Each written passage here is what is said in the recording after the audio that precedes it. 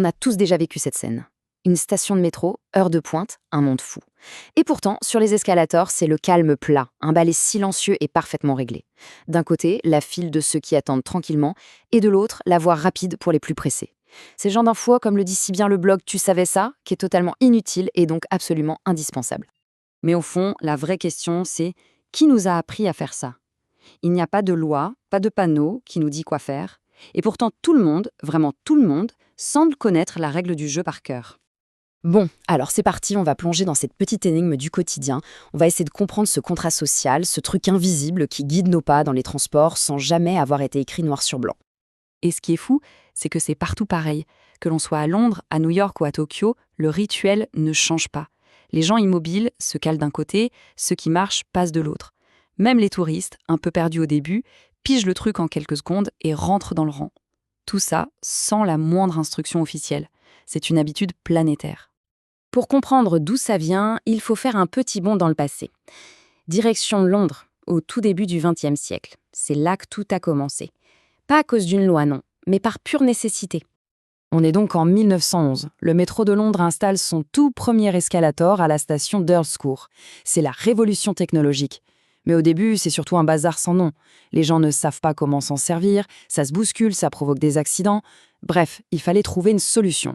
Et vite. Et là voilà, la solution. Les employés du métro ont une idée de génie.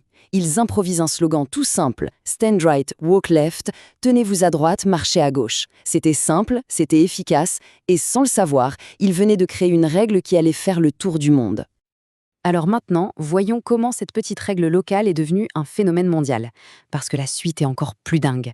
Cette habitude va se propager à une vitesse folle, sans aucune campagne de pub, sans aucun décret.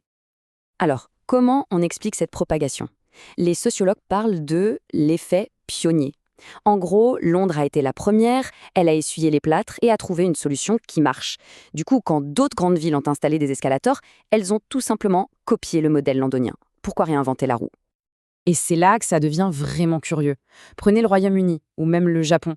On y conduit à gauche, n'est-ce pas? Eh bien, dans les escalateurs, on se tient à droite, comme tout le monde. C'est un paradoxe assez drôle, une sorte de petite exception culturelle que personne ne remet en question. Allez, on laisse un peu l'histoire de côté pour regarder les chiffres. Des chercheurs se sont amusés à observer les gens dans les escalators du monde entier. Et ce qu'ils ont découvert est assez parlant. En moyenne, 87% des gens respectent la règle.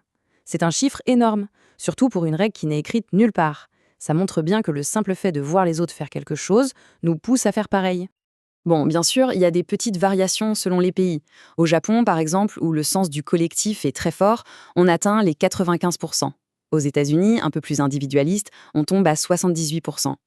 Et nous, en France, on est à 84%. De bons élèves, mais qui obéissent sûrement en râlant un peu. Mais alors, la question qui tue, tout ça, pourquoi? Pour gagner combien de temps? Une étude très sérieuse à Londres a fait le calcul. En moyenne, ceux qui marchent dans l'escalator gagnent 26 secondes. Oui, 26 petites secondes. En fait, cette règle, ce n'est pas vraiment une question d'efficacité, c'est plus une question d'ordre et de fluidité. Et voilà, on arrive au cœur du mystère. Ce phénomène, c'est l'exemple parfait de ce qu'on appelle l'autorégulation sociale. C'est la preuve qu'un groupe peut s'organiser de manière super efficace, sans chef, sans loi, sans rien. Le mécanisme est simple, mais redoutablement efficace. D'abord, on apprend la règle juste en regardant les autres, ça prend 2 secondes. Ensuite, il y a la pression du groupe, personne n'a envie de se faire mal voir, le regard des autres suffit. Puis, les enfants voient leurs parents faire et ils imitent, c'est comme ça que ça se transmet. Et enfin, comme le système fonctionne bien, tout le monde continue de jouer le jeu. D'ailleurs, ce phénomène porte un nom un peu scientifique, l'intelligence collective émergente. Ça veut dire qu'un ordre complexe et super efficace peut naître de règles toutes simples suivies par des individus sans que personne ne coordonne le tout. C'est de l'organisation spontanée pure et dure. Finalement, la prochaine fois qu'on prendra un escalateur, on pourra y penser. Ce petit geste, se mettre sagement sur la droite, ce n'est pas juste un acte d'obéissance aveugle, c'est un acte de participation. On participe à une immense expérience de coopération sociale à l'échelle mondiale.